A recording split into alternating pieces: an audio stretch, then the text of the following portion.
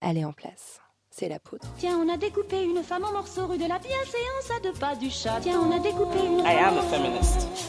Je vous obsède avec une constance. Je ne me suis pas conduit qui appelle quand même l'admiration. d'une façon conforme à ce qu'on attend d'une jeune fille d'abord et d'une femme ensuite. I'm sorry that I didn't become the world's first black classic pianist. C'est enfermant pour tout le Le monde. droit de se regarder en face, le droit de se ramasser la Je crois gueule. qu'une femme qui existe dans son temps, à l'intérieur de son temps, n'a pas d'époque, elle marque Bienvenue son époque. Entre subjectivité et révolution. La Boum. poudre. Je suis Lorraine Bastide et vous écoutez l'épisode 100, Penser les futures féministes. Mais c'est aussi ça, la soumission des femmes. Donc vous pensez voile, parce que vous avez des représentations racistes, comme on a tous, sur lesquelles il faut réfléchir et qu'il faut déconstruire. Mais en réalité, ça concerne toutes les femmes, parce que la domination masculine concerne tous les hommes et que c'est très difficile de renoncer à ces privilèges. Et que les hommes sont éduqués à penser, et pas tous agissent comme ça, mais ils sont tous éduqués à penser que s'ils ne ramassent pas les chaussettes seront ramassées. Bon, en vrai, je mens, c'est pas l'épisode 100. Enfin, si, c'est l'épisode 100 parce qu'il arrive juste après l'épisode 99.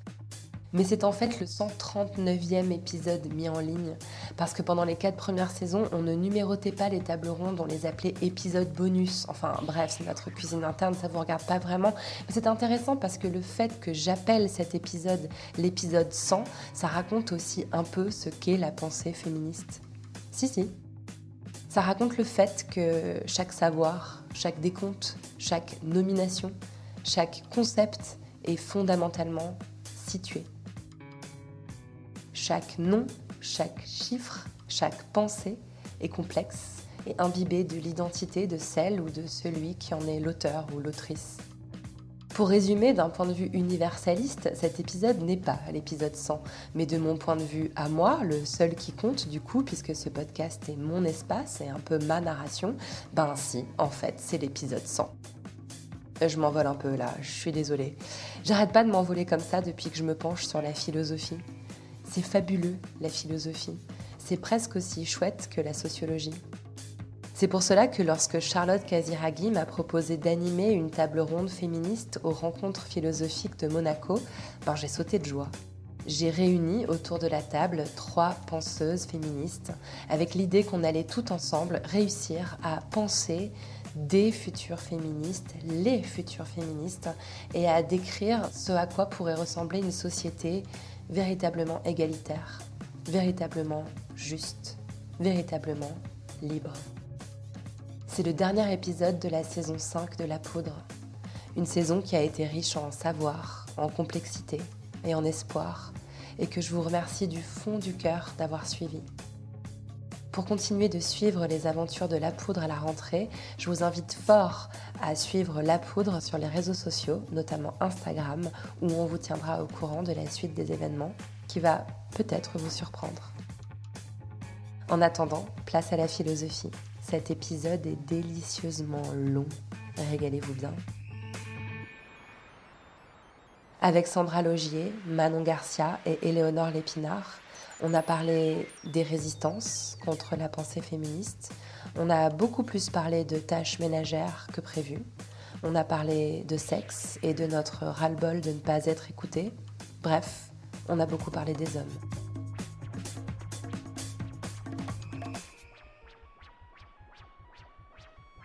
On est parti. Alors on y va. Bonjour à tous et à toutes. Je vais commencer par me présenter. Je suis Lorraine Bastide, je suis journaliste et cette table ronde sera un épisode de mon podcast, La Poudre. Et pas n'importe quel épisode, ce sera l'épisode 100. Il sera en ligne sur toutes les plateformes à la fin du mois de juillet. Merci beaucoup d'être venu dans la magnifique enceinte du musée océanographique de Monaco. Merci à Philo Monaco et à Charlotte pour l'invitation. C'est une grande joie d'être ici. Et merci à mes invités, les 3 penseuses qui m'entourent à cette table et qui ont toutes accompli des prouesses d'organisation, d'emploi du temps, de voyages parfois long courriers pour venir jusqu'à moi. Bonjour Manon Garcia. Bonjour. Vous nous arrivez directement de Boston. Vous êtes docteur en philosophie et assistant professor à l'université de Yale. Votre essai « On ne n'est pas soumise, on le devient », une relecture de Beauvoir tirée de votre thèse, parue en 2018, si je ne me trompe pas, oui. Et déjà un classique féministe. Je suis très heureuse de vous recevoir enfin dans La Poudre. Oui, je suis très contente qu'on se parle enfin aussi. Bonjour Sandra Logier. Bonjour. Je suis ravie de vous recevoir à nouveau dans La Poudre. Vous avez déjà été mon invitée. Vous êtes docteur en philosophie, professeure à Paris 1, Panthéon-Sorbonne, directrice adjointe de l'Institut des sciences juridiques et philosophiques de la Sorbonne et l'une des plus importantes théoriciennes de l'éthique du Caire en France et dans le monde, on peut le dire. Merci beaucoup d'être ici. Merci, c'est un plaisir. Bonjour Éléonore Lépinard, fraîchement débarquée de Genève. Bonjour. Vous êtes docteur en sociologie, professeur associé en études de genre à l'Université de Lausanne et votre travail porte principalement sur la pensée intersectionnelle, on va y revenir, et les entrecroisements entre le sexisme et le racisme. Je voudrais aussi saluer chaleureusement et à distance la philosophe Ouria Bentouami qui aurait dû être avec nous aujourd'hui mais qui a été retenue par des contraintes personnelles. Nous sommes réunis pour parler de futur. C'est un peu la mode de penser au monde d'après en ce moment. Mais surtout de futur féministe. Car c'est la pensée féministe qu'on peut aussi désigner sous le terme d'études de genre qui fait le lien entre tous vos travaux. Comme j'ai un public assez varié devant moi, et vraiment j'en suis ravie, je voudrais rappeler, pour commencer, que le féminisme n'est pas qu'un mouvement de revendication sociale. Le féminisme n'existe pas que le 8 mars. C'est un vaste champ de pensée, un terrain de recherche en sciences humaines occupé par des penseuses et des penseurs aussi. Il y a une sociologie féministe, une anthropologie féministe, une histoire féministe, une économie féministe, et bien sûr, une philosophie féministe.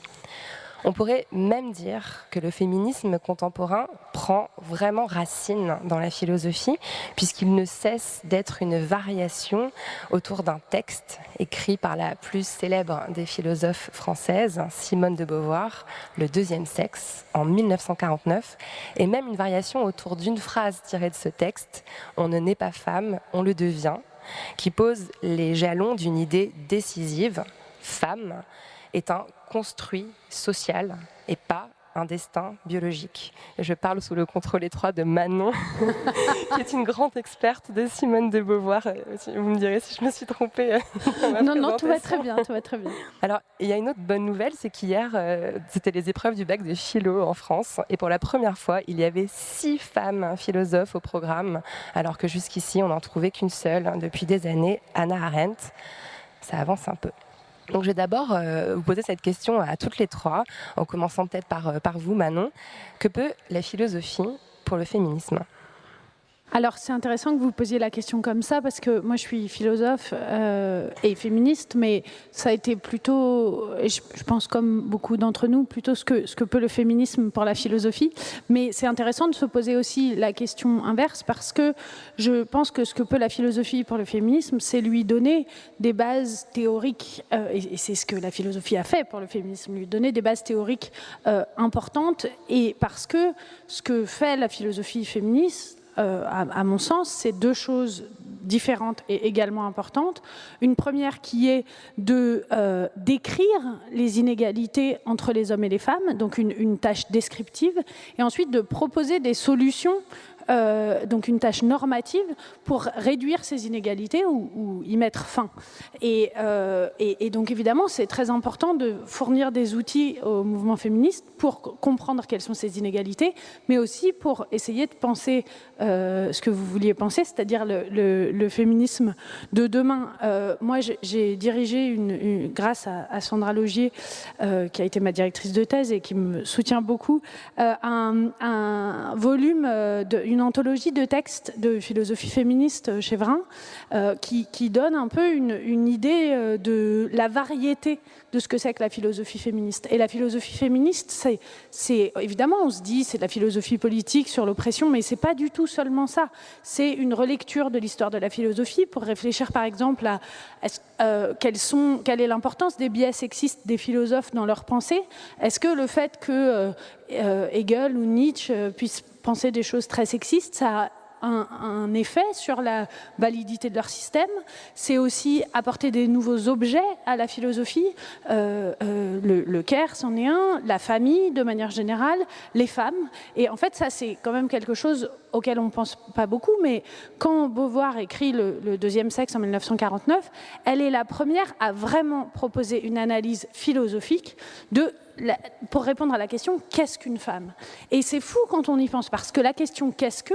c'est ce que les philosophes appellent la question d'essence, c'est la question fondamentale de la philosophie depuis Socrate. Et pourquoi la question fondamentale de la philosophie depuis Socrate, elle n'est pas posée avant 1949 sur ce que c'est qu'une femme, donc sur la moitié de l'humanité? C'est ça qui compte, en fait. C'est ça que fait la philosophie féministe, et ça, c'est vraiment excitant. Donc, c'est ça... Et moi, ce sur quoi j'ai travaillé récemment, que je trouve très intéressant, c'est que, en fait, en posant la question « qu'est-ce qu'une femme ?», Beauvoir est la première à réfléchir sérieusement à « qu'est-ce qu'un homme ?» Parce que les philosophes, ils pensent « qu'est-ce qu'un homme égale qu'est-ce qu'un être humain ?» Et en fait, Beauvoir est la première à proposer en filigrane une philosophie de la masculinité. Et ça, c'est quelque chose dont on ne parle pas non plus. Et pour les hommes, c'est important de réfléchir à ce que c'est que d'être un homme, ce que c'est que la virilité.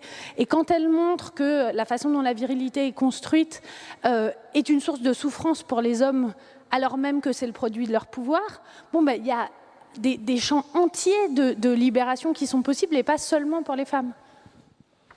Sandra, que vous inspire cette question, le lien entre féminisme et philosophie, dans le sens que vous voulez?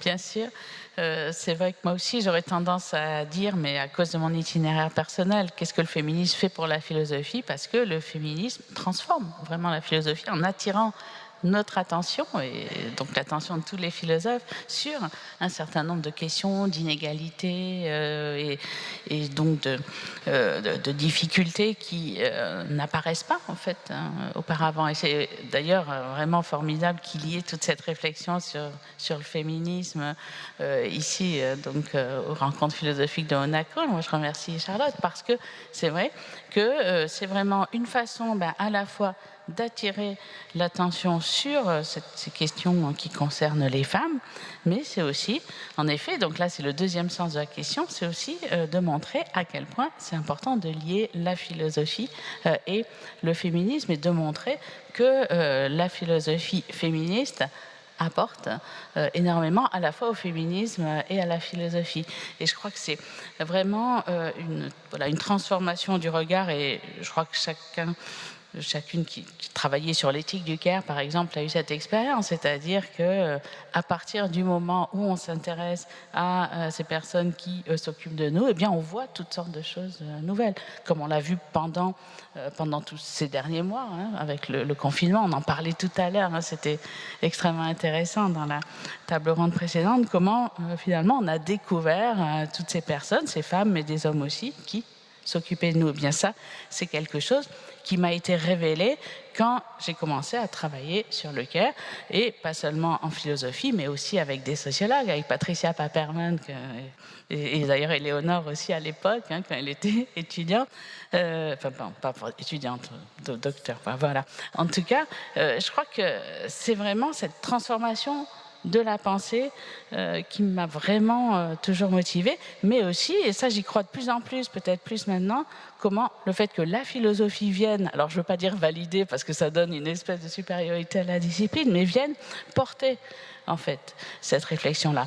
Le volume des textes clés de philosophie féministe paru quand même chez Vrin, qui n'est pas non plus un éditeur totalement révolutionnaire, et mais qui a aussi publié le livre de Soumaya Mestiri sur l'intersectionnalité. Enfin, le fait que donc les éditeurs de philosophie et donc que la réflexion philosophique intègre en fait cette notion de care, la notion de genre, toutes les questions féministes, les questions d'intersectionnalité, je pense que c'est vraiment important à un moment où il y a quand même des attaques aussi sur la validité scientifique de ce domaine, qui est un des domaines de recherche les plus importants aujourd'hui. On va naturellement venir à ces attaques qui sont importantes. Je termine par vous, ce tour de table, Éléonore, et je trouve ça intéressant parce que moi j'ai une formation plutôt en sociologie et je me rappelle qu'au début la philosophie ça résistait pour moi parce que je me disais mais la philosophie c'est du jus de crâne, c'est des mots, alors que la socio on observe, on a des chiffres, on a des données, on a des personnes réelles qui parlent de leur vécu. Comment vous, en tant que sociologue, vous abordez la philosophie? Est-ce qu'elle vous aide? Mais je pense qu'en fait, le fait de travailler sur le féminisme et d'être féministe m'a rendue théoricienne, parce que je pense qu'en fait le féminisme c'est une pratique de théorisation. C'est une pratique de théorisation pour se changer soi, pour créer une communauté politique et pour transformer le monde. On ne peut pas faire ça sans concept. Et donc, je rejoins évidemment ce qu'ont dit Manon et Sandra, j'adhère complètement. Mais je pense que si on reprend cette définition, si ma mémoire est bonne, de Deleuze, du philosophe, mais je dirais de la philosophe, c'est la créatrice de concepts. Et c'est ce que fait le féminisme en fait. Le féminisme comme pratique de théorisation crée des concepts qui nous permettent de dévoiler des réalités qui étaient invisibilisées comme le care, qui permettent de donner de nouveaux récits. On a beaucoup parlé de ça dans la table ronde précédente. Et donc le féminisme fait ça, en créant de nouveaux concepts. Et je donnerai un exemple, le fait de plus parler de séduction, mais de parler de violence ou de harcèlement, c'est une manière de renommer la réalité, de lui redonner un sens nouveau, de révéler ce sens même pour les personnes qui l'ont expérimenté. Et on espère aussi pour les personnes qui le perpétuent, même si là, il y a plus de résistance. Donc pour moi, le féminisme, c'est de façon inhérente une pratique de théorisation. Et sans ça, en fait, c'est le projet même du féminisme. Donc je me positionne pas par rapport, de ce point de vue-là, par rapport à la philosophie comme discipline, mais là, je rejoins complètement que le féminisme, heureusement, a beaucoup apporté. Mais vraiment que la pratique politique, c'est une pratique de théorisation. Voilà. Je précise que depuis, je me suis beaucoup relâchée sur la philosophie grâce au travail de Manon Garcia, aussi de Claire Marin, de Cynthia Fleury qui sont là et que je remercie beaucoup de m'avoir ouvert sur cette nécessité du concept. Alors, on va quand même parler de ces attaques, effectivement, que vous avez évoquées, Sandra. Il y en a toujours eu, des attaques contre les études de genre. On sait que les quelques masters, ils sont une poignée. Il y en a 5 ou 6 en France, si on compte large. Ils peinent chaque année à obtenir leur financement. C'est une lutte depuis 68-69, date de l'apparition du tout premier master en études de genre, pour être financé chaque année. Mais récemment, ces attaques ont redoublé de la part d'une presse conservatrice, on peut s'y attendre, mais aussi, c'est inquiétant, de la part du gouvernement. On s'en prend tout particulièrement à un pan particulier des études, la pensée intersectionnelle. C'est une pensée qui s'attache à réfléchir aux articulations entre les oppressions de genre et le racisme, l'homophobie, la transphobie, les discriminations liées à la classe ou encore au handicap. Éléonore Lépinard, je me retourne à nouveau vers vous. Vous venez de publier un ouvrage conjointement avec Sarah Mabuse dédié à ce sujet qui s'appelle « Pour l'intersectionnalité ». C'est aux éditions Anna Mossa, ça coûte 5 €, ça se lit très vite et c'est limpide. Est-ce que c'est l'inquiétude qui vous a dicté l'écriture de ce petit manuel ? Alors c'est la colère. La colère est toujours un excellent moteur aussi de théorisation féministe en particulier. Donc oui, c'est l'inquiétude, c'est la colère. Il faut rappeler que la France n'est pas le seul endroit où les études de genre, les études critiques de la race, oui absolument. Alors vous voyez, les tout petits, ils s'achètent à la caisse et un libraire vient de nous faire un retour sur ce livre en disant mais en fait c'est même pas un format de poche, c'est un format de main. On dirait que c'est fait exprès pour qu'on puisse le cacher contre la police si on se fait fouiller. Dans la poche. Donc, effectivement, drôle mais inquiétant qu'il fasse spontanément ce lien que peut-être on n'est pas loin de la censure. Donc voilà, on n'est pas en très bonne compagnie en France au niveau de ces attaques, puisqu'on est en compagnie de la Pologne et de la Hongrie et de la Roumanie, qui sont les pays qui ont fait les attaques les plus poussées sur les programmes de master en études de genre en particulier. Alors il y a eu une victoire en Roumanie puisque la Cour constitutionnelle a décidé que le gouvernement ne pouvait pas interdire interdire les études de genre. Mais effectivement, dans quelle compagnie sommes-nous, dans quel État sommes-nous, avec qui sommes-nous dans cet État? Bon, ben voilà, avec en fait les États les plus autoritaires de l'Europe. Donc ça interroge aussi parce que ces attaques sont venues, en fait, sont pas nouvelles. Hein. Je vous rappelle que, pour ne pas la nommer, quand Valérie Pécresse a pris la région Île-de-France, elle a coupé les financements et elle se présente pas. Enfin, alors elle a durci sa ligne dans le sillage de la manif pour tous, mais elle se présentait pas avant hein, comme quelqu'un de si à droite. Donc, bien évidemment, c'est inquiétant parce que fondamentalement, c'est une attaque contre la démocratie, c'est une attaque contre le projet critique des sciences sociales. Et à un moment où, on l'a vu tout à l'heure dans la table ronde précédente, on a tellement besoin d'un retour sur expérience, de pouvoir produire une pensée sur ce qui nous arrive et une pensée exploratoire, pour reprendre les mots de Cynthia Fleury, et c'est-à-dire en ce sens-là démocratique, on veut nous empêcher de la produire. Alors on peut se dire, la version optimiste, c'est mais en fait cette résistance et ces attaques expriment finalement le succès des études de genre et aussi les études critiques sur la race en particulier, et c'est ce que certains collègues disent. Elle dit mais en fait c'est mieux que l'indifférence. Et c'est vrai que moi j'ai grandi comme étudiante, comme doctorante dans un univers académique français où oui c'était vraiment l'indifférence. Je dirais vous travaillez là-dessus, formidable, merci, au revoir. Donc aujourd'hui éventuellement on me déteste, bon peut-être c'est mieux dans le sens où au moins voilà ça suscite de la résistance. Et d'un autre côté, alors moi j'enseigne en Suisse, la problématique est différente, mais je pense que, enfin en tout cas je serais intéressée du retour aussi des collègues en France, mais pour la génération à qui j'enseigne, il n'y a pas de retour en arrière en fait, c'est un acquis. En fait, la déconstruction dont parlait Manon, la désessentialisation des identités de genre et des identités sexuées, la nécessité de la lutte contre le racisme, c'est un acquis total. Et je vois la différence par rapport à quand j'enseignais il y a 6, 8 ou 10 ans, hein, par rapport au travail pédagogique, de faire comprendre ces notions, de susciter des formes de prise de conscience, de compréhension de cette déconstruction, mais c'est automatique. C'est-à-dire là, on n'a plus besoin, c'est pour eux, il y a une forme d'évidence. Et donc, voilà, donc moi je crois à cette génération et j'espère qu'elle va nous sauver. Mais c'est un bien lourd fardeau à lui faire porter, tout en ne lui donnant aucun accès à une distribution du pouvoir plus égalitaire. Donc le problème, c'est ça en fait. Le problème, c'est notre génération, les gens au-dessus. Voilà. En tout cas, sur ce domaine-là, on voit cette dynamique. Donc voilà, donc je pense que la résistance exprime aussi une forme de réussite ou en tout cas d'adhésion à ce projet, mais parce que c'est un projet de liberté. C'est pas qu'un projet d'égalité, c'est un grand projet de liberté et d'émancipation, et de ce point de vue-là, je pense qu'on en a sévèrement besoin. C'est vrai qu'il y a une espèce de réaction un peu démesurée. J'avais vu passer un chiffre, je crois qu'il y a il y a moins d'1% des thèses qui sont soutenues en France qui concernent cette thématique-là. Et quand on voit que Valeurs Actuelles, ils consacrent, je sais pas, 5 ou 6 couvertures dans l'année, on peut se dire qu'il y a effectivement une panique qui est peut-être bon signe. Vous en pensez quoi, vous, Sandra ? Alors oui, du côté de la France, justement, c'est vrai que je suis très, très frappée par ce que j'entends, dans la mesure où, oui, comme vous le disiez, il y a très peu de thèses, il y a très peu de moyens pour les études de genre, il y a quelques masters, mais qui fonctionnent avec vraiment zéro moyen, puisqu'on utilise de la mutualisation.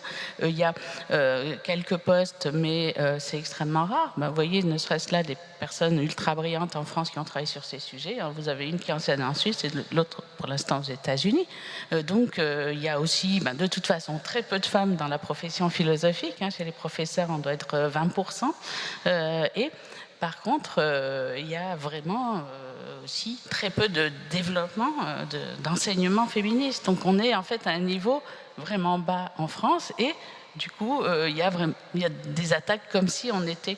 comme s'il y avait une forme d'invasion, de domination, ce qui montre en effet, hein, comme tu le disais, une résistance très forte et une angoisse aussi par rapport au succès, à la demande des nouvelles générations par rapport à ces formations. C'est vrai que là, on a un master en études de genre à Paris 1, mais on a un nombre de candidatures, on a très peu de place, on a un nombre de candidatures monstrueux, et donc je pense qu'il y a vraiment une angoisse par rapport à ces nouvelles idées qui apparaissent, et aussi avec l'idée que la parole publique, mais aussi le magistère de l'enseignement philosophique soit plus réservé en fait à une petite minorité d'hommes et de femmes qui monopolisent, et on le voit d'ailleurs dans les prises de position actuelles d'un certain nombre de collègues de ma discipline, qui considèrent que c'est seulement à eux, et parfois à elles aussi malheureusement, donc à exprimer la légitimité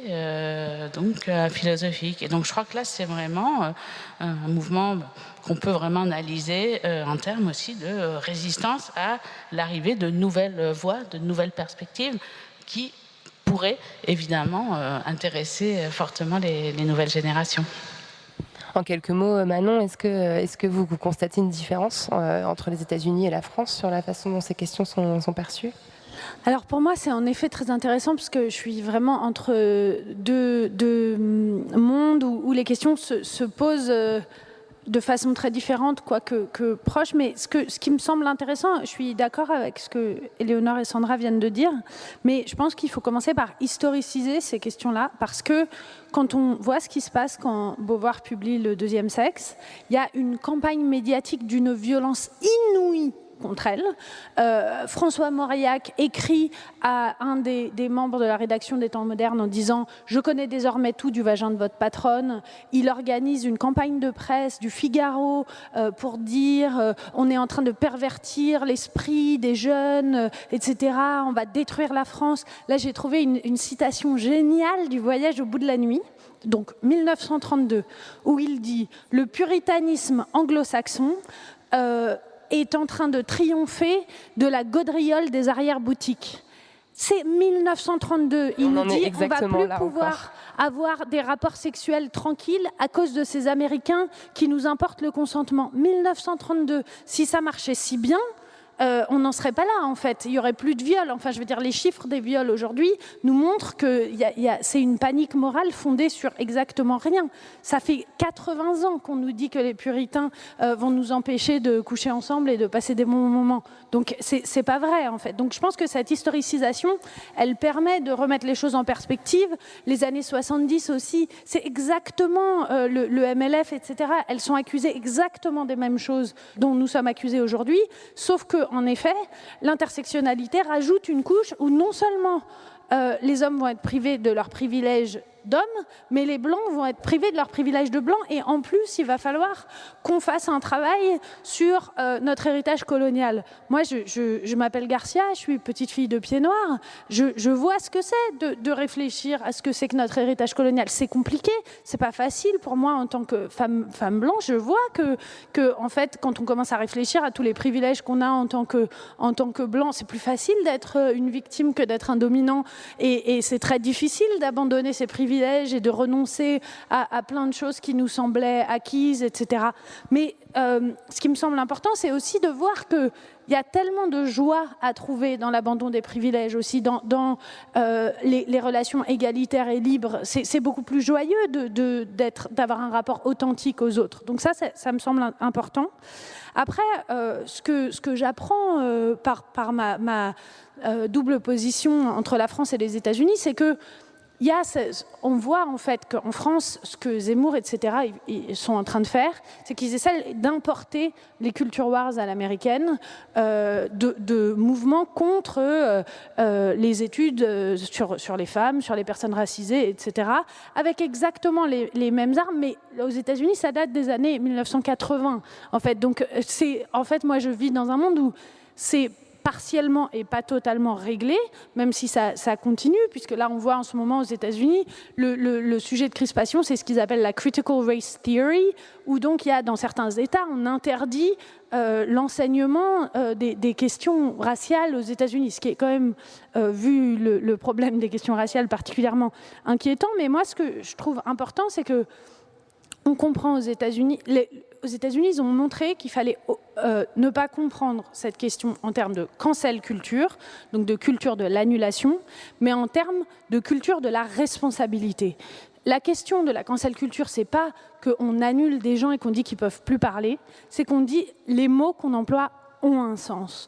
Et tenir des propos sexistes, racistes, perpétuer des cultures sexistes, racistes, classistes, parce que la classe sociale est aussi quelque chose d'extrêmement important, c'est un problème. Et donc, il faut une forme de responsabilité morale de ce que l'on fait et de réflexivité.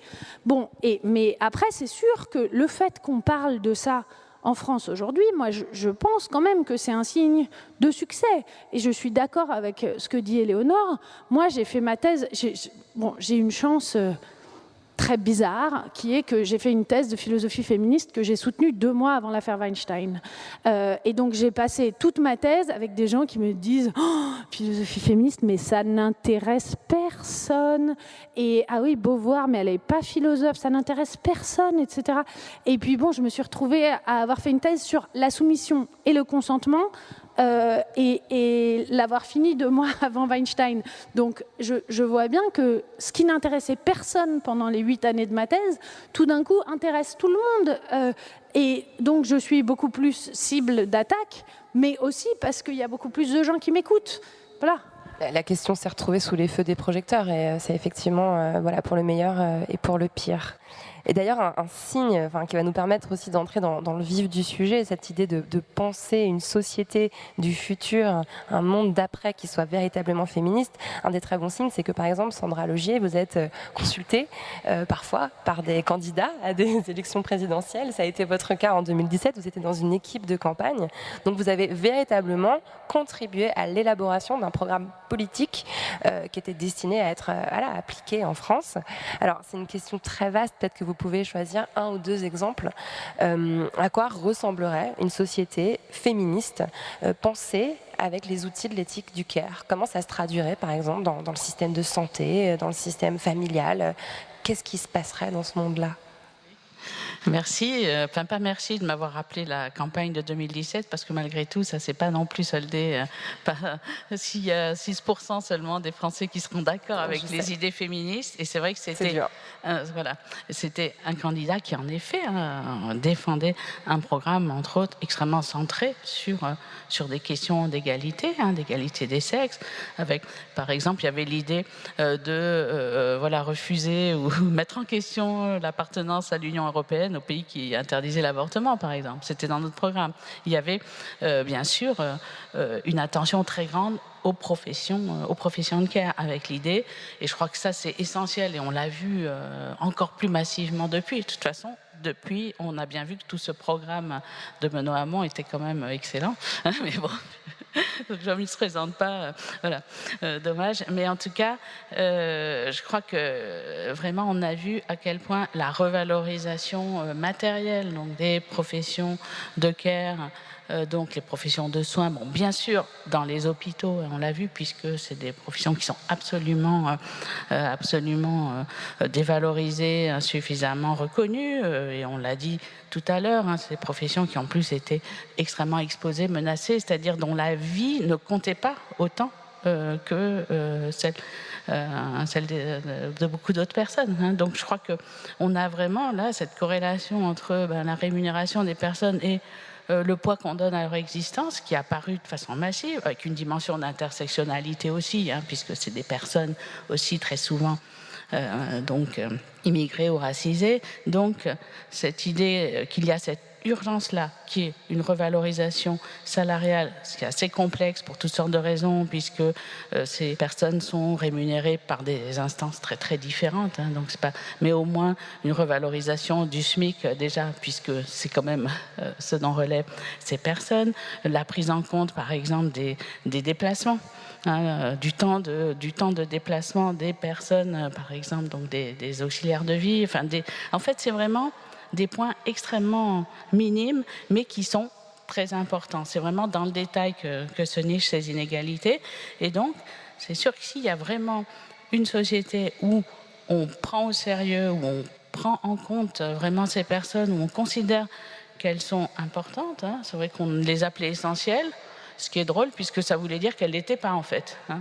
C'est vraiment cet usage du langage assez bizarre, hein.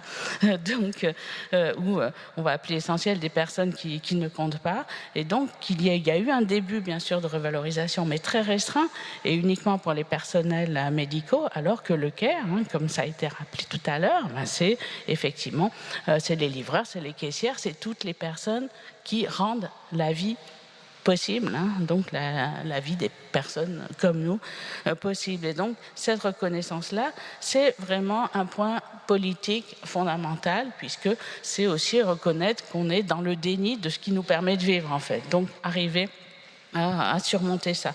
Donc ça, c'est évidemment un premier point essentiel. Ensuite, et là aussi, je suis obligée de reparler de la période qui vient de...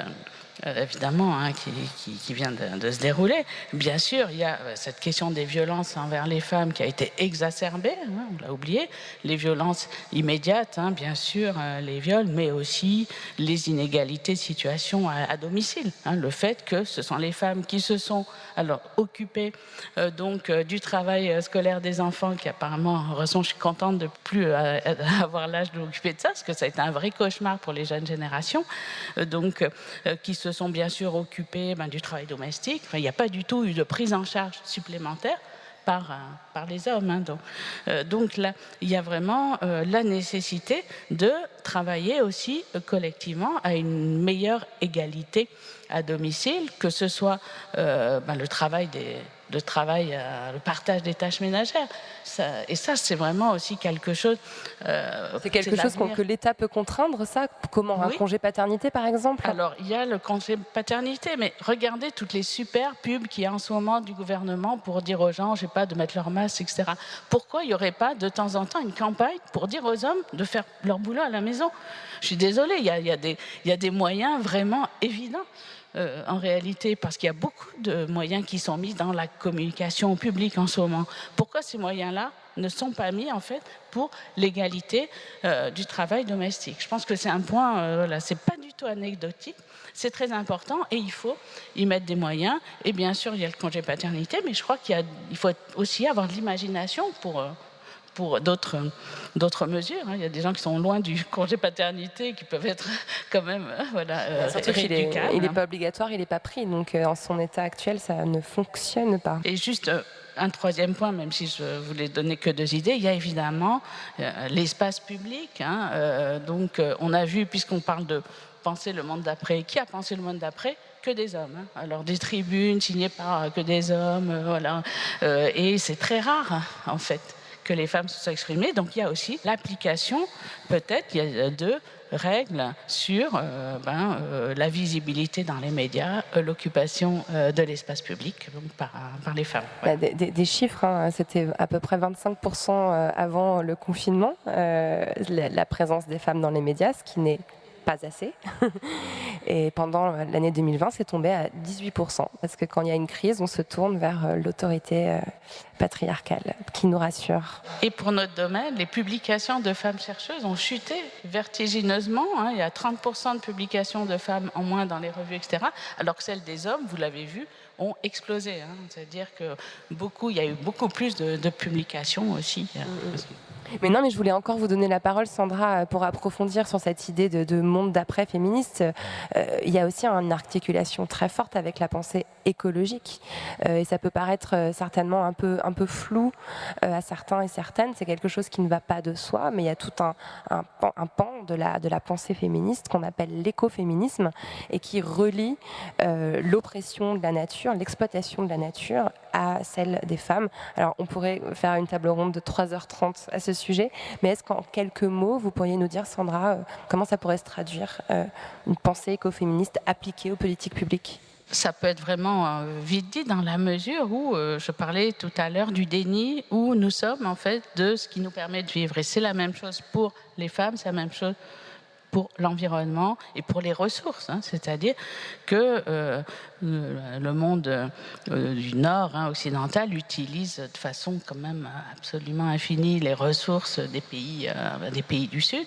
Ces ressources étant à la fois des ressources matérielles, minières, etc., mais aussi des ressources humaines, puisque les personnes du Caire viennent bien sûr, les personnels de care sont des gens qui viennent aussi des pays du Sud. Et si je parle de cela, c'est qu'on ne peut pas penser aujourd'hui l'écoféminisme, les inégalités nord-sud, sans en réalité penser à toute cette exploitation de ces pays et ces questions globales en fait de ces pays pour à la fois donc nous fournir des ressources et pour fournir aussi des personnels. Maintenant, on se rend compte qu'il y a vraiment un schéma commun d'exploitation et je crois que c'est quelque chose qui est absolument structurel en fait dans la pensée de l'environnement aujourd'hui. C'est-à-dire qu'on est obligé de penser à ces inégalités incroyables en fait, même si on pensait à évidemment le petit confort qu'il y a eu dans nos pays, avoir moins de pollution parce qu'il y avait moins de voitures pendant ces 2 dernières années, qu'on revoyait des animaux. Alors là, c'était vraiment la nature reprend ses droits, etc. Enfin, cette espèce de mythologie de la nature en tant que telle, alors que les questions écologistes sont vraiment des questions sociales, des questions d'inégalité dans notre pays, mais aussi d'inégalité globale de traitement des différents pays. Merci beaucoup Sandra. Vous vouliez réagir Manon sur... Non, mais moi je trouvais que c'était intéressant ce qui s'est passé pendant la pandémie parce que donc moi j'ai travaillé beaucoup sur la soumission des femmes et ça me permet de faire un lien avec ce que disait Éléonore sur la question de la théorisation. Moi, une question qu'on m'a beaucoup posée, évidemment en France avec tout les présupposés coloniaux et racistes que les gens peuvent avoir, c'est que quand je parle de la soumission des femmes, tout le monde me dit « Ah, donc tu travailles sur le voile ». Et évidemment, moi, ce qui m'intéressait, c'était de dire, en fait, non, je ne travaille pas sur le voile, parce que ce qui m'intéresse, c'est comment les femmes participent à la domination masculine. Et quand je vois mes copines de Paris qui mangent des courgettes bouillies pour rentrer dans un maillot de bain en taille 36, elles ne sont pas tellement, et pour être le plus sexy possible, et porter des mini-jupes et des machins qui vont faire que les hommes vont les trouver belles, sexy, attirantes, elles sont aussi dans une forme d'oppression et de participation. Et ce que la pandémie m'a permis de montrer, c'est aussi de dire, voilà, vous pensez que la soumission, ça ne vous concerne pas, et tout d'un coup, les enfants ne peuvent plus aller à l'école, les hommes et les femmes sont enfermés à la maison, et ce qu'on voit, c'est que les hommes ne font rien à la maison, et que tout le récit... non, mais pas tous. Tous les hommes, évidemment. Non, bien sûr, oui.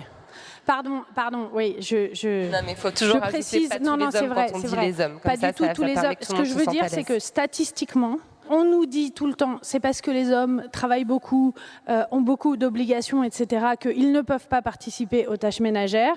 Et ce qu'on a vu, c'est que quand les hommes sont à la maison, qu'ils ont exactement le même temps à consacrer aux tâches ménagères que les femmes, ils continuent de leur consacrer statistiquement en moyenne un temps inconsidérablement plus réduit. Et donc, ça montre bien que ça veut dire qu'il y a des hommes, et c'est ce que les femmes racontent. Enfin, moi, j'ai lu des témoignages hallucinants de femmes qui racontent leurs compagnons qui regardent la télé ou jouent aux jeux vidéo pendant que elles pleurent de fatigue à ramasser encore des chaussettes tout en faisant la cuisine, tout en faisant l'école à la maison, et que le mec dit j'ai travaillé toute la journée, mais elle aussi. Et donc, moi, ce qui m'intéresse, c'est de dire c'est aussi ça, la soumission des femmes. Donc vous pensez voile, parce que vous avez des représentations racistes, comme on a tous, sur lesquelles il faut réfléchir et qu'il faut déconstruire. Mais en réalité, ça concerne toutes les femmes, parce que la domination masculine concerne tous les hommes et que c'est très difficile de renoncer à ces privilèges. Et que les hommes sont éduqués à penser, et pas tous agissent comme ça, mais ils sont tous éduqués à penser que s'ils ne ramassent pas les chaussettes seront ramassées. Et que y a tout cette blague sur la table basse sera débarrassée. Tous les matins, l'homme arrive dans le salon et la table basse a été débarrassée, c'est merveilleux. C'est la table basse magique. Voilà. Et donc le problème, c'est de prendre acte du fait qu'il y a un travail qui permet le débarrassage de la table basse, que c'est un travail qui n'intéresse personne. Personne n'est intéressé par le fait de faire la vaisselle et de passer la serpillière et de nettoyer les toilettes. Et donc la question, c'est de dire qu'il faut renoncer au privilège de ne pas avoir à faire ces tâches non intéressantes. et que l'externalisation n'est pas toujours la solution. Parce qu'il y a plein d'hommes qui disent non, mais laisse tomber, cuisine pas, on va commander, laisse tomber, cuisine pas, on va faire ci, on va faire ça. Ben non, la question c'est, il faut réfléchir ensemble à comment on trouve des moyens écologiquement responsables, socialement responsables, etc., de faire ensemble société, couple, famille, voilà. Et c'est important de rappeler parce que je sais qu'à chaque fois que ce thème des tâches ménagères est amené dans une conversation, il y a toujours quelqu'un qui dit « mais c'est pas vrai, moi j'ai changé les couches de mon fils, mais c'est pas vrai, moi j'ai fait la vaisselle hier soir ». Oui, on sait qu'il y a des contre-exemples, mais l'INSEE a mené une enquête tout récemment, les chiffres n'ont pas bougé depuis 1975. Les tâches ménagères que font les hommes, c'est entre 20 et 30%. Ce chiffre ne bouge pas. Donc voilà, il y a peut-être un problème, et dans le même temps, les femmes travaillent de plus en plus. Donc c'est cette double tâche qui incombe aux femmes qui est épuisante. Éléonore, vous vouliez réagir ? Oui, non, pour rebondir sur ce que Manon et Sandra ont dit, alors si on veut penser le futur féminisme, un futur féministe, il faut se pencher sur la question de qu'est-ce qui résiste en fait, qu'est-ce qui empêche ce futur d'advenir. Et c'est vrai que ce que je constate et je trouve s'est rendu encore plus flagrant avec la crise du Covid, c'est vraiment le grand écart entre les théorisations qu'on a à disposition, c'est-à-dire les explications. Moi, je voudrais quand même dire que la crise du Covid, les féministes, elles avaient déjà toutes les solutions. Enfin, je veux dire, c'est-à-dire, c'est des problèmes auxquels les féministes réfléchissent depuis des décennies. Donc, quand il s'agissait de penser l'invisibilité du care, la question du fait que les soignantes sont mal rémunérées, etc. Enfin, les féministes, elles n'étaient pas surprises par ces analyses. Elles les avaient déjà faites sur le fait que tout ce travail est nécessaire à la société pour se reproduire. C'est ce travail de reproduction sociale. Donc aujourd'hui, on a des analyses, enfin, je veux dire, en philosophie, en psychologie sociale, pour nous expliquer l'attachement, ou les problèmes d'attachement d'ailleurs des petits garçons ou des hommes. Je veux dire, pour expliquer la persistance du patriarcat, on a des hypothèses, on a des analyses, on connaît les mécanismes sociaux par lesquels le patriarcat nous opprime toutes et tous. On a des excellentes descriptions de tout ça et ça fait 50 ans qu'on les a. Et l'écoféminisme, c'est pareil. Donc, on a aujourd'hui quand même à disposition de nombreux outils conceptuels et théoriques. Et je prenais tout à l'heure l'exemple des violences faites aux femmes et de la possibilité de qualifier ça. Alors là, les gens disent MeToo, d'accord, mais en fait, moi j'ai un certain âge, ça fait 25 ans que je parle ce langage, et ce langage me préexistait, d'accord ? Donc en fait, ça faisait 50 ans que si on voulait, on aurait pu parler, au lieu de parler de séduction et de gaudriole, on aurait pu parler d'égalité et de consentement. Mais on ne le faisait pas. Et aujourd'hui qu'il est dans l'espace public, ce que je constate, et ce qui me déprime, c'est que ce langage est à disposition pour faire langage commun, pour que tout le monde s'en saisisse, pour que ça devienne notre nouvelle façon de nous parler. Et les hommes s'en foutent. Tous les hommes. Alors, les représentants du patriarcat, c'est-à-dire les représentants et les personnes qui bénéficient du patriarcat, en fait, sont dans une forme d'indifférence, dans une forme d'ignorance, qui est bien évidemment en fait le signe du privilège. Le privilège, comme disais, je rebondis sur ce que disait Manon tout à l'heure. Le privilège s'exprime comment ? Il s'exprime dans des formes d'ignorance, mais aussi la déresponsabilisation, le fait de ne pas se sentir responsable, de ne pas d'avoir la possibilité d'être irresponsable. Je veux dire, quelque part, c'est irresponsable de ne pas débarrasser la table basse. C'est irresponsable. Et donc, le privilège s'exprime, et John Tronto, qui est une théoricienne du care, dit ça, déjà, son bouquin date de 1992, elle l'exprime en ces termes-là, et je pense que c'est très juste. Donc aujourd'hui, ma question, c'est ça. Ma question, c'est en fait, alors même qu'on propose ce changement, alors même qu'on propose de se parler avec un langage qui nous convient à toutes et à tous, et qui soit un langage qui nous permette de nous parler d'égal à égal, eh bien en fait ce langage n'est pas pris, n'est pas utilisé, n'est pas approprié par toute une partie de la population. Ça peut être des femmes aussi. D'ailleurs, c'est toutes les personnes qui bénéficient qui bénéficient des dividendes en fait du patriarcat. Donc c'est des formes de complicité, etc. Et je pense qu'il faut vraiment qu'on travaille là-dessus, parce que moi je peux parler des heures du féminisme aujourd'hui, de ses recompositions, de qu'est-ce qu'il est en train de faire, de qu'est-ce qu'il propose, de la manière dont il revisite un certain nombre de thématiques des années 70, etc. Il y a beaucoup de choses qui sont en train de se faire et on assiste à un moment qui est historique. Je pense qu'il faut se le dire. On parlait de faire histoire dans la table ronde précédente. On est en train de faire histoire, mais va-t-on le faire jusqu'au bout? C'est-à-dire, va-t-on vraiment réussir à changer ce récit, à l'adopter? Ça dépend quand même en grande partie de ce que vont décider les personnes qui bénéficient en fait du patriarcat. Et bien sûr, il y a un investissement libidinal dans le pouvoir patriarcal. Il y a un investissement psychologique, psychanalytique, économique, je vais rebondir social. sur le libido parce que c'est vraiment intéressant. En ce moment, MeToo a déclenché, et évidemment c'est une conversation qui avait lieu depuis des années, mais MeToo a déclenché une conversation sur la sexualité hétérosexuelle, sur l'hétérosexualité, qui a complètement révolutionné la façon dont on envisage effectivement le désir, la séduction. C'est une thématique sur laquelle vous travaillez en ce moment, Manon. Il y a un livre qui va sortir très prochainement à ce sujet. Et ce que moi j'observe depuis ma position de journaliste, c'est qu'il y a énormément de livres qui vont sortir là à la rentrée, notamment l'incontournable Mona Chollet qui s'est aussi penchée sur le dossier, mais on peut parler de Juliette Drouard, de Victoire Toyon ou d'autres consoeurs. En fait, de repenser l'amour, de repenser la relation de couple. Est-ce que vous pensez que la société est prête pour avoir cette conversation-là, au-delà de la répartition des tâches domestiques et de l'éducation des enfants? Comment on s'aime? Comment on fait couple? Est-ce qu'on est prêt à avoir cette conversation-là?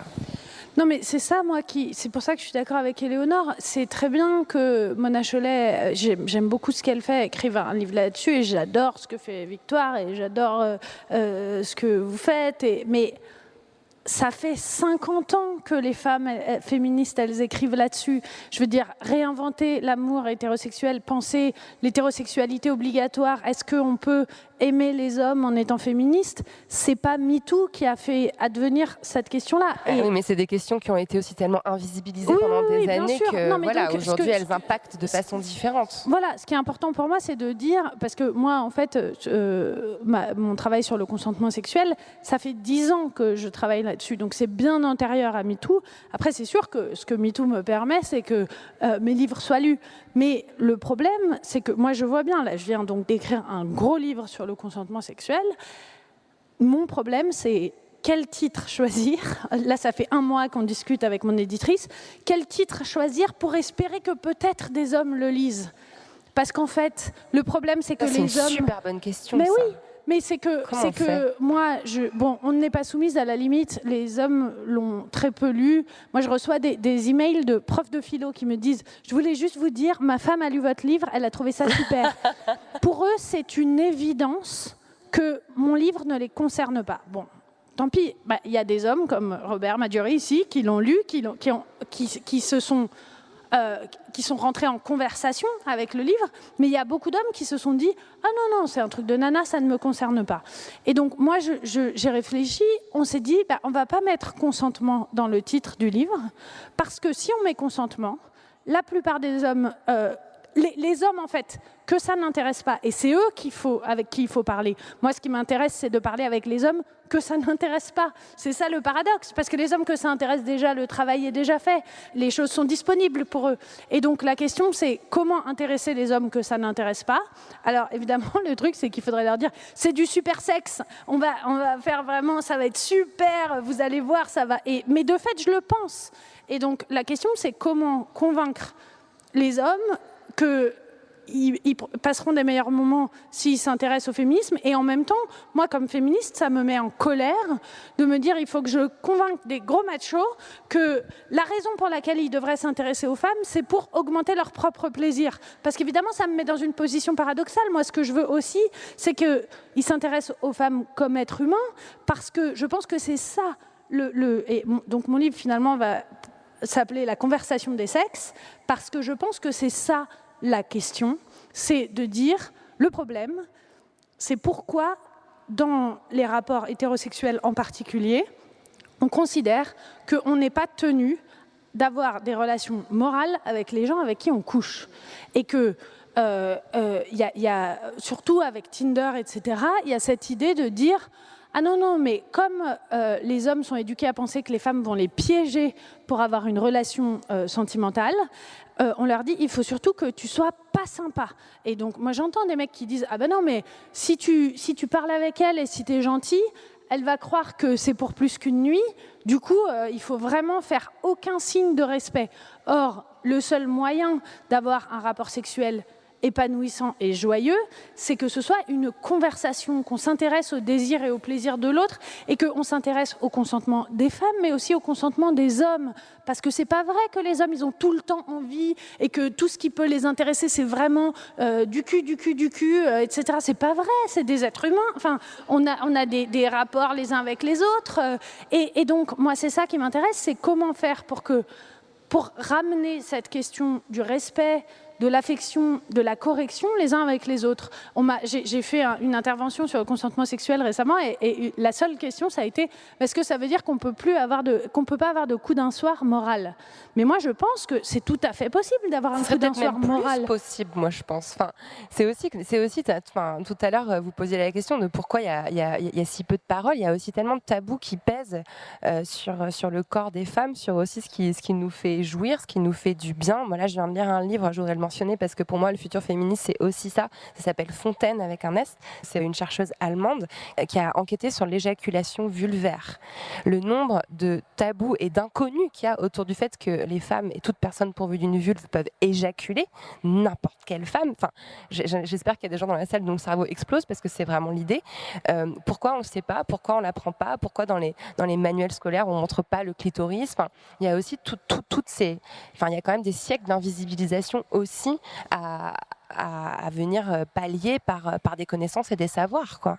Mais en fait, bon, c'est vraiment la thématique de la dépossession. Hein. Dépossession du savoir qui est sur soi et qui est une dépossession du corps, une dépossession du savoir sur soi.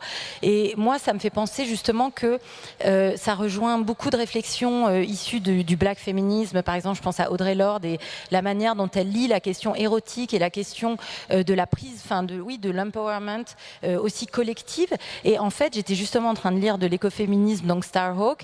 Et Starhawk, elle parle aussi du pouvoir du dedans. Elle fait cette distinction entre le pouvoir sûr, le pouvoir qu'on peut s'octroyer sur les gens, ça c'est le pouvoir typiquement patriarcal, et le pouvoir du dedans. Et le pouvoir qui peut nous venir effectivement de formes de connexion, et l'érotisme étant une forme de pouvoir, mais seulement si on se donne les moyens de la connaître. Et donc, bien évidemment, en fait, il y a un grand continuum entre ces formes de dépossession économique, sociale, au niveau des savoirs, et même de son propre plaisir. Mais encore une fois, pour rebondir sur Manon, Audre Lorde a écrit ça en 82, Starhawk publie ça en 83. Donc c'est pas comme si on n'avait pas ces connexions, comme si on n'avait pas une pensée, une théorisation féministe qui n'ait pas déjà pointé ces connexions. Alors, ce qui est réjouissant, c'est qu'aujourd'hui, c'est des autrices qui sont traduites en français, qui sont lues massivement, dont on discute et qui donc permettent de faire circuler en fait ces idées et ces désirs et ces besoins. Et donc ça, c'est forcément transformateur, en tout cas pour les gens qui sont percutés par ces textes et qui peuvent l'être aujourd'hui parce qu'ils sont bien plus disponibles. Et c'est vrai que ça met du temps à arriver en France. Suzanne Griffiths, qui a écrit Femme et Nature, qui est un peu un des textes fondateurs, elle a écrit en 75, si je ne me trompe pas, Sandra, vient d'être traduit en français. Et là, il sort à la rentrée, ce qui est une bonne nouvelle.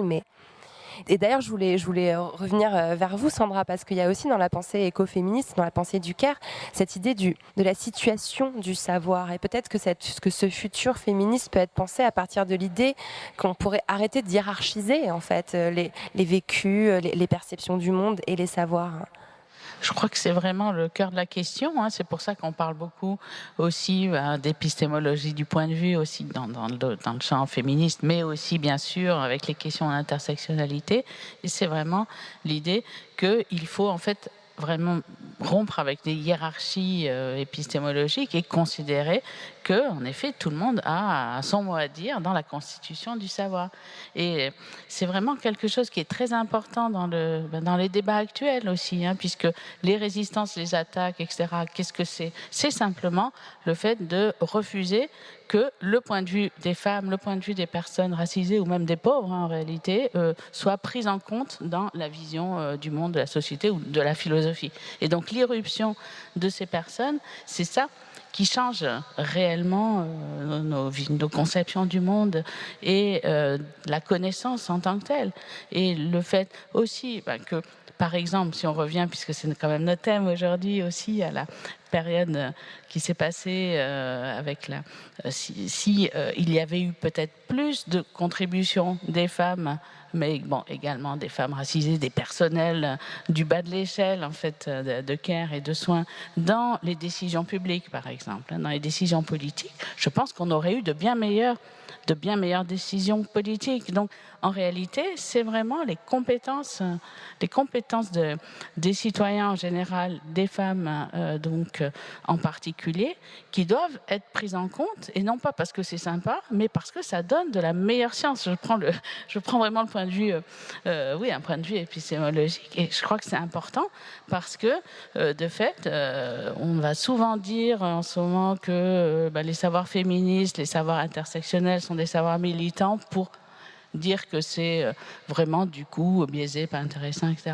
Alors que en réalité, non seulement, on l'a rappelé tout à l'heure, donc les luttes ont produit bien sûr de la connaissance et ont joué un rôle, mais surtout elles permettent aussi de voir des choses qu'on ne voit pas sans, c'est-à-dire qu'on ne sait pas seulement qu'il y a une compatibilité entre l'engagement et la connaissance, mais que finalement des formes d'engagement sont indispensables à vraiment connaître les choses, que ce soit au plan scientifique, au plan sociologique, bien sûr, au plan philosophique. Et je crois qu'il faut vraiment arriver à intégrer cela et à se battre pour cela collectivement dans notre communauté de philosophes notamment, et que c'est cela vraiment la vraie menace et pourquoi on est attaqué. C'est parce qu'effectivement, il y a une demande de contribution plus large à l'élaboration de nos savoirs. Ce qui est intéressant, ce qui ressort de cette table ronde, c'est une espèce de paradoxe qui pourrait sembler être un paradoxe, même si moi je vois très bien comment le résoudre, où il y a d'un côté la nécessité de faire émerger des paroles de femmes, des paroles de personnes racisées qui ont été effectivement silenciées au fil des siècles, mais aussi l'appel à ce que les hommes prennent part à la conversation et ne se sentent pas non plus exclus de ce discours. Et c'est peut-être là en fait que se situe la difficulté à construire ce futur, c'est-à-dire faire comprendre la possibilité de faire cohabiter en fait ces deux mouvements. Je ne sais pas ce que vous en pensez, Manon. Oui, moi c'est quelque chose sur lequel je réfléchis tout le temps là en ce moment. C'est pour ça que je faisais référence au fait que j'avais travaillé sur la façon dont Beauvoir permet de penser la masculinité et ce qui est un problème pour les hommes dans la masculinité, parce qu'en fait, on le voit bien dans les débats, ça a un côté un peu énervant parfois quand on fait des débats féministes et que les hommes disent « mais moi, je suis aussi soumis à ma femme, et moi… » Mais en fait, c'est une réalité que les injonctions de la masculinité sont difficiles pour les hommes, les obligent à énormément de choses. Que Beauvoir, elle écrive déjà en 1949 que la sexualité des hommes est rendue triste par la domination masculine, qu'il y a quelque chose de profondément déprimant en fait pour les hommes dans la sexualité, parce que, à cause de la domination masculine, du coup, là, il y a une chercheuse à Édimbourg que j'aime beaucoup, qui s'appelle Philippa Melo-Lopez, qui travaille pour dire, en fait, on comprend les incels, donc les involuntary celibates, à partir du modèle de la masculinité défini par Beauvoir. Peut-être rappeler qui sont les incels. Voilà, c'est un mouvement masculiniste qui considère qu'en fait, être célibataire, c'est la faute des femmes et qui peuvent aller jusqu'à harceler, voire tuer des femmes. Voilà, et les hommes qui ont accès aux femmes. Donc tout ça, c'est la question dont je parle dans mon livre à venir, de ce que les Américaines ont appelé l'entitlement des hommes, donc le fait que les hommes pensent avoir droit à l'attention des femmes, au sourire des femmes et au sexe, au service sexuel que leur donnent les femmes. Mais voilà, je pense que c'est important de dire, en fait, on a tous à gagner au féminisme et en même temps de garder à l'idée qu'il y a des injustices spécifiques faites aux femmes. Pour donner un exemple très simple de cette injustice spécifique que je trouve très parlante, c'est des philosophes féministes américaines qui ont parlé du fait que le viol, c'est une injustice faite à toutes les femmes, parce que toutes les femmes, même qui ne sont pas victimes de viol, sont des pré-victimes. Et qu'en fait, l'expérience vécue des femmes, c'est de savoir depuis qu'on est toute petite qu'on risque d'être violée. Et il y a cette philosophe qui s'appelle Susan Bryson, que j'aime énormément, qui a écrit un livre sur son viol, où elle explique que elle s'est fait violer en France en plus, un viol très violent par un inconnu sur un chemin qui l'a laissée pour morte, etc. Truc très violent. Mais elle dit, au moment où ça a commencé, elle s'est dit « Ah, c'est donc ça. C'est donc ça dont on me parle depuis que je suis née. » Et ça, je pense que c'est une injustice spécifique faite à toutes les femmes, que nous sommes toutes des pré-victimes de viol, que nous devons penser notre présence dans l'espace public, dans la famille, dans tout, en fonction du fait que le viol est une menace. Et ça, c'est une injustice énorme. Ça empêche de penser plein de choses, ça empêche plein d'initiatives, etc. Donc il faut tenir ensemble le fait que le féminisme est bon pour tout le monde, mais qu'il permet aussi de montrer des injustices spécifiques aux femmes en tant que groupe. Ouais, faut pas lâcher là-dessus. Et d'ailleurs, en vous écoutant, je me suis dit, effectivement, ça fait 50, 60 ans que les féministes parlent du viol et du consentement. Néanmoins, il me semble que MeToo a permis de faire émerger quelque chose de l'ordre de l'intime, qui a été rendu possible par les réseaux sociaux, par Internet. Je pense que là, on est aussi de plein pied dans cette idée des futures féministes. Et MeToo a permis aussi de rappeler que, contrairement à l'expérience de cette philosophe dont vous parlez, le viol, la plupart du temps, se produit dans les familles, dans les lieux de travail. Dans 80% des cas, les femmes violées connaissent leur agresseur. Et ça, j'ai l'impression que c'est aussi une prise de conscience qui est très récente dans la société, tout comme ce qui est en train d'émerger sur l'inceste. Enfin, je pense qu'il faut aussi parler du travail de Dorothée Dossuy, qui est vraiment fondamental. Enfin, moi, j'ai lu son livre tout récemment, c'est l'anthropologie de l'inceste, quelque chose sur lequel repose notre société entière et qui n'était pas... qui a été tabou à juste titre parce que personne ne voulait s'y pencher. Donc, est-ce qu'il n'y a pas encore énormément en fait de champs à défricher pour nous débarrasser aussi de tous ces impensés ? Mais c'est vrai que bon, le problème dont on discute là, c'est non seulement comment enrôler en fait une partie de la population, une partie des personnes concernées dans un projet de transformation. Et donc on a dit, alors souvent, mais c'est aussi le cas sur les études sur la masculinité ou quoi, c'est vous allez gagner à être libérés par le féminisme. Les hommes, vous allez gagner, vous aurez du meilleur sexe, vous aurez une plus grande espérance de vie, vous aurez des relations conjugales plus satisfaisantes, vous aurez un salaire plus élevé, etc. Enfin bon, voilà, il y a tout un ensemble de statistiques pour vous dire, c'est très motivant. Voilà. Et donc, qu'est-ce que ça nous dit en fait qu'on ait besoin de passer par là pour les convaincre, et ce qui en plus ne marche pas, malgré tout, c'est que en fait le désir d'égalité n'est pas assez important. En fait, voilà, il n'y a pas d'investissement de notre imagination politique ou libidinale ou quoi sur l'égalité comme quelque chose de désirable. Et je pense que du coup, ça renvoie à une réflexion aussi plus large, au-delà de la question de savoir comment enrôler les hommes dans une transformation en profondeur.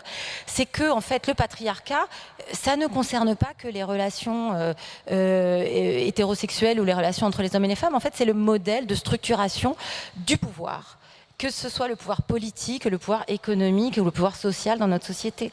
Et donc ça nous renvoie aux limites aussi de notre conception de la démocratie. Enfin, je veux dire, si on veut réfléchir sérieusement à la manière dont on veut déboulonner le patriarcat, en fait, on peut pas faire l'économie de penser, mais en fait, dans quelle mesure ça doit remettre en cause la conception qu'on a de l'autorité politique, de la représentation politique, par exemple, mais aussi de la manière dont fonctionne l'entreprise. En fait, on va pas pouvoir, je veux dire, concrètement, on peut pas motiver les hommes à débarrasser la table basse si au boulot on reste sur des formats de management et d'autorité patriarcale, hiérarchique, verticale. C'est pas vrai en fait. Et d'ailleurs on le voit très bien parce qu'en fait ces pauvres hommes, on leur dit vous avez un congé paternité et puis ils le prennent pas. Mais pourquoi ? Parce qu'au boulot ils vont se faire mal voir.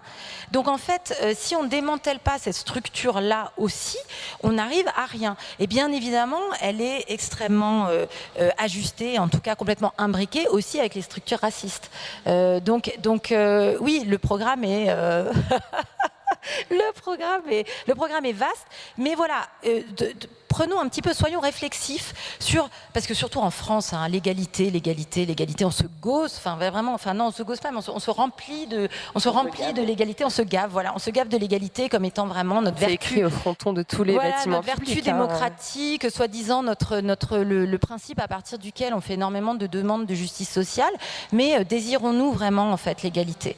Comment la désirons-nous et quelle égalité désirons-nous ? En fait, quand on y regarde de plus près, ma foi, c'est l'égalité très abstraite, elle n'est pas du tout incarnée, et de ce point de vue-là, je trouve que justement, une des choses qu'on défend dans le petit livre avec Sarah Mazouz, c'est justement cette idée qu'il faut qu'on commence à penser les questions d'égalité, non pas à partir d'une position d'abstraction, comme on le fait beaucoup dans notre théorie politique, mais à partir d'un universel incarné. Et ça rejoint complètement, de toute façon, les optiques de philosophie du Caire, vraiment à partir de l'expérience. Et de ce point de vue-là, juste pour faire un mini-retour sur la question de l'épistémologie du point de vue, parce qu'on fait beaucoup de caricatures et on en parle aussi dans le livre avec Sarah, on réduit cette notion d'épistémologie du point de vue à l'idée que, soi-disant, alors seules les femmes peuvent parler des femmes, seuls les noirs peuvent parler des noirs, seules les femmes noires peuvent parler des femmes noires. Ça n'a rien à voir. C'est plutôt le projet de dire on ne peut pas construire de la bonne science et on ne peut pas construire de la bonne philosophie sans le point de vue de ces personnes, en fait, sans prendre en compte leur expérience sociale. Et leur expérience phénoménologique, leur expérience au sens le plus plein du terme. Et de ce point de vue-là, l'épistémologie du point de vue, c'est une perspective collective de la production de connaissances. C'est-à-dire, on doit multiplier les points de vue si on veut arriver à une science qui dit du vrai, et surtout qui dit quelque chose d'utile pour la société. Et je pense que peut-être on peut s'inspirer de ça pour repenser nos formes de pouvoir, justement, pour repenser la manière dont on structure nos hiérarchies, que ce soit dans l'entreprise, que ce soit dans nos institutions politiques. Et de ce point de vue-là, on vit en ce moment, en tout cas en France, un moment à l'inverse de ça, de verticalisation, d'hiérarchisation du pouvoir, de délégitimation de l'expertise des gens qui sont sur le terrain, d'absence de retour sur l'expérience, etc., ancré sur une parole de toute puissance complètement déconnectée du réel. Et donc on est vraiment dans un grand écart qui crée aussi un appel d'air pour toutes les formes justement de réinvestissement libidinal dans ces hiérarchies, en fait.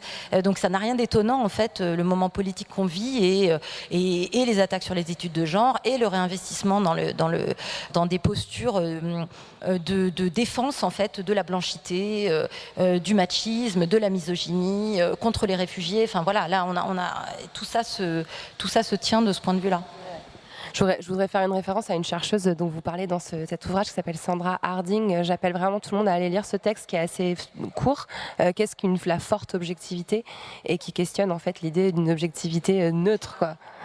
Et elle est dans l'anthologie aussi de Manon. Il est incontournable, ce texte. Le jour où je l'ai lu, j'ai tout compris, je crois. Alors, je voudrais faire un dernier tour de table pour parler un peu concrètement de politique. J'avais deux thématiques, mais on ne va pas avoir le temps de les couvrir toutes les deux, donc je vais un peu les mélanger. Il y a à la fois, en ce moment, quelque chose que je trouve très inquiétant, c'est la réappropriation de la pensée féministe par une extrême droite identitaire. Je n'ai pas envie de citer ce groupuscule féministe d'extrême droite qui est en train de monter, qui a en plus des moyens, qui a de l'argent, qui met des affiches dans tout Paris, qui envoie ses porte-paroles sur les plateaux de télé, et qui, au nom du féminisme et des droits des femmes, appelle au rejet de l'étranger, à l'interdiction de l'immigration, et évidemment fait reposer avant tout l'oppression des femmes sur les épaules des musulmans. Il y a ça qui fait peur. Il y a aussi autre chose qui fait du bien. C'est un programme qui s'appelle Investi ES, qui a été créé par Kitrid Villepin et qui vise un peu sur le modèle américain qui a permis l'émergence d'AOC, Alexandra Ocasio-Cortez, de former des femmes aux profils et aux origines extrêmement diversifiés afin qu'elles se présentent aux élections législatives en 2022. Donc voilà, pour qu'il y ait plus de femmes à l'Assemblée. Sur le plan vraiment purement politique, comment vous envisagez les choses à l'avenir? Est-ce que c'est la menace d'un féminisme identitaire ou l'émergence d'une nouvelle génération de femmes à l'Assemblée? Optimisme ou pessimisme? De quel côté on balance? Très rapidement, moi je pense en effet que une partie de la solution, c'est des initiatives comme Investi. Je ne savais pas que ça avait lieu, mais je pense qu'en effet c'est ça qui fait apparaître des nouveaux profils et qui donne du courage à des gens qui n'y auraient pas forcément pensé ou qui auraient pensé que c'est pas pour eux, etc. Après, moi, je suis pessimiste et optimiste. Je pense qu'il y a des choses très inquiétantes sur la montée de l'extrême droite en France qui font vraiment froid dans le dos. Je suis très, très pessimiste là-dessus.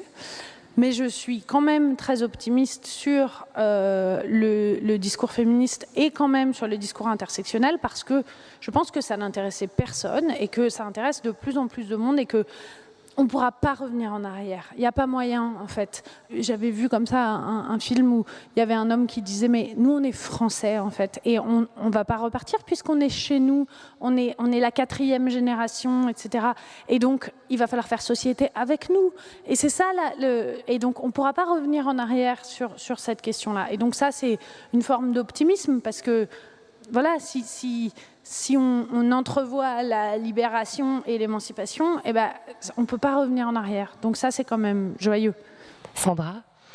Oui, je reviens sur cette question que vous avez posée sur cette espèce de nouvelle forme de faux féminisme qui va attaquer en fait les communautés musulmanes. Je crois que c'est quelque chose qu'on a eu vraiment depuis les années 90 en réalité. Moi, j'ai vu ça. C'est un thème très classique de dire que effectivement, c'est des personnes qui respectent pas les droits et donc d'attaquer sous cet angle féministe, mais qui n'est pas du tout féministe, puisque ces attaques viennent de personnes qui elles-mêmes n'ont rien de féministe. Donc c'est toujours une sorte de féminisme adapté à la situation.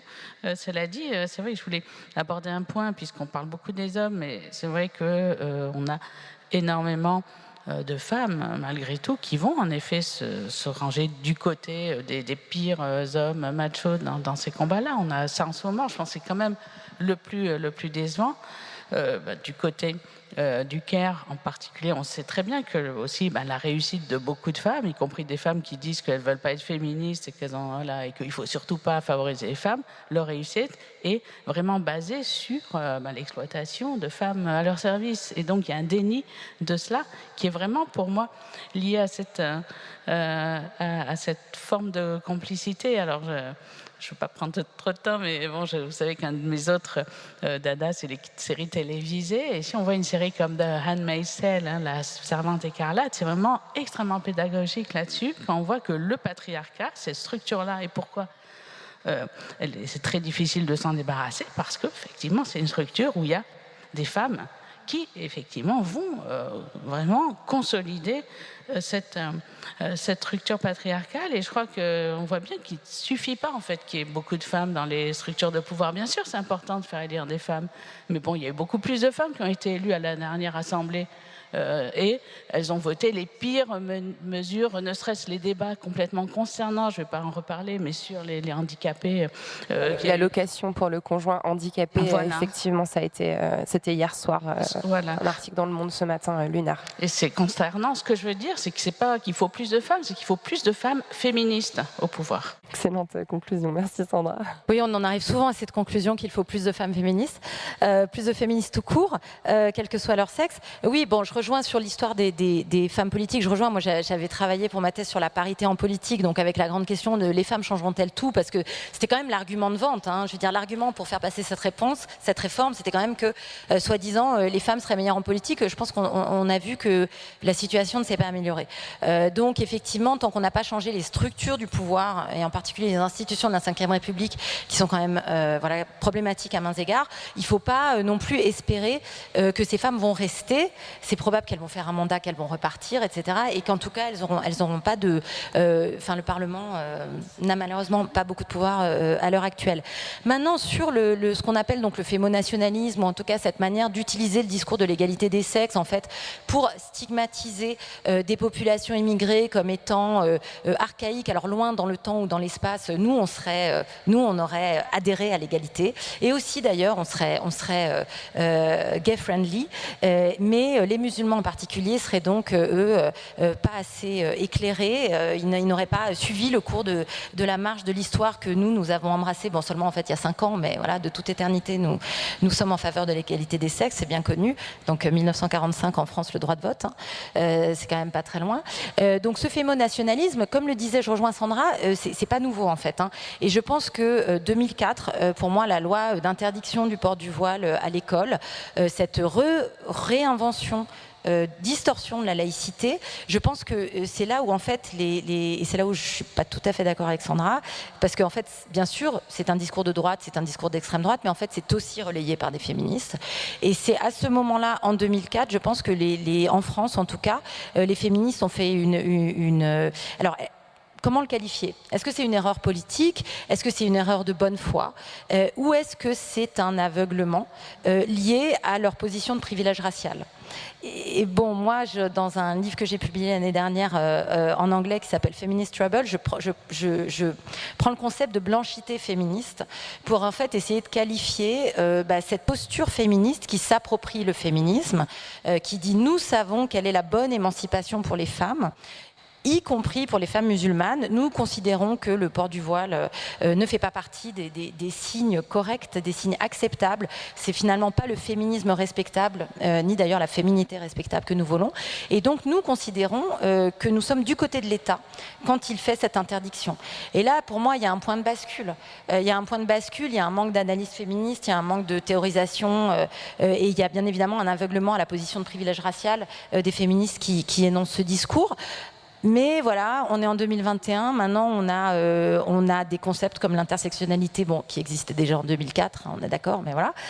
On a des concepts et on a surtout des féministes racisées qui prennent la parole, et de ce point de vue-là, les médias sociaux sont hyper importants, parce qu'il n'y a pas que dans l'espace public en général qu'il y a des phénomènes d'exclusion et que les femmes ou les personnes racisées ne peuvent pas dire leur point de vue, dans le mouvement féministe aussi. Et donc, ce qu'ont permis un certain nombre de plateformes comme ça, de médias sociaux, c'est aussi la possibilité pour les féministes racisées d'avoir de la voix, d'avoir leur voix amplifiée, et de pouvoir contrer le fémonationalisme. Et c'est sûr que donc de ce point de vue-là, il y a du travail. Donc il y a du travail pour démanteler le patriarcat, mais il y a aussi du travail pour démanteler le racisme au sein du mouvement féministe. Et il est en train de se faire, mais il n'est clairement pas abouti. Et puis surtout que quand il y a des événements qui sont organisés par les afroféministes, par exemple, on voit que l'État se situe généralement du côté universaliste de la force et que des partis et que des personnes de gauche qui espèrent être candidates à la présidentielle retirent des salles, ou même encore Éric Piolle à Grenoble, quand Rokhaya Diallo vient, ils disent non mais en fait la mairie ne soutient pas.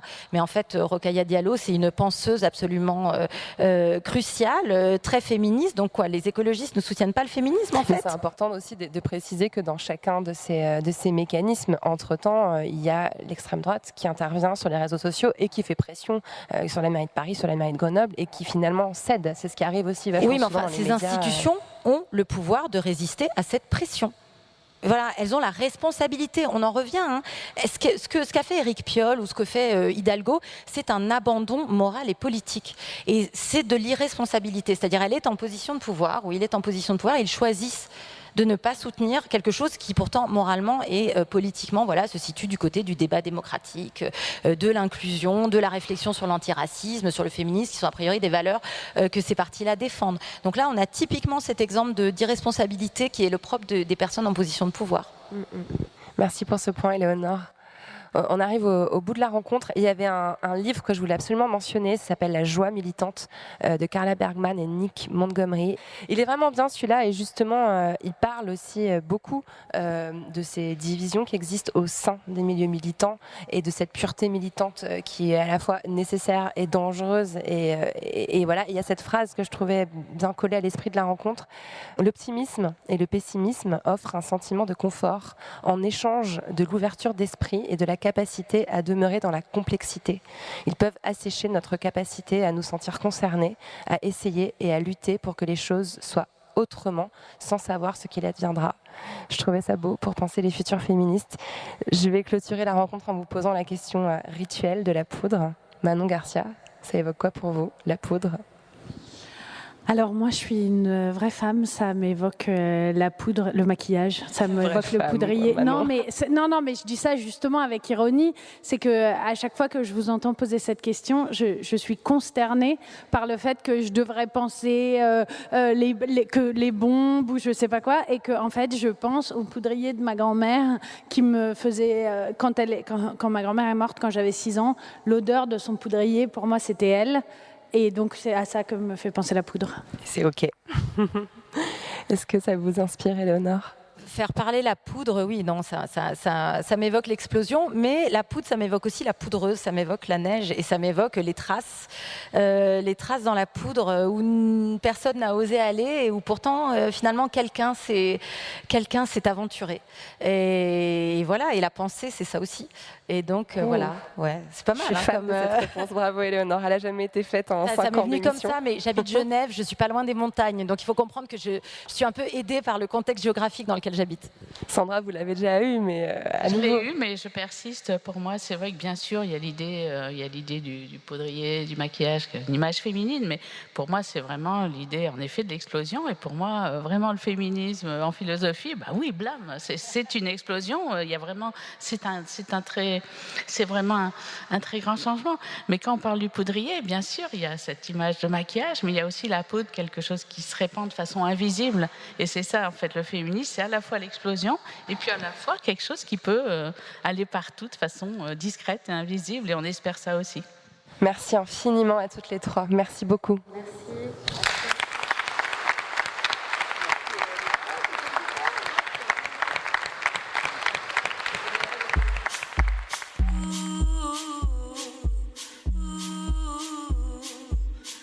Merci à Sandra Laugier, Manon Garcia et Éléonore Lépinard d'être venues faire parler la poudre avec moi. Merci à Charlotte Casiraghi et à toute l'équipe de Philo Monaco pour cette belle invitation. Merci à Sébastien Harry et à Gary Gillet pour la régie et la prise de son. Et merci à vous de rester toujours fidèles à la poudre. La Poudre est un podcast produit par Nouvelles Écoutes. Merci à Aurore Meyer-Mailleux pour la réalisation, à Gaïa Marty pour la programmation, la prise de son et le reste. Au mixage aujourd'hui, Marion Emery. Merci à Bonnie Banane pour sa chanson dans le générique. Merci à vous pour l'écoute. On se retrouve sur Internet, Instagram, Twitter, Facebook. La Poudre est partout. Si vous avez des réflexions, des compliments ou des critiques à faire, n'hésitez pas, j'adore ça. Ah, j'allais oublier, pour lire les mêmes livres que moi, allez sur le site La Poudre lit. Vous connaissez la suite, prenez soin de vous et continuez de faire parler la poudre.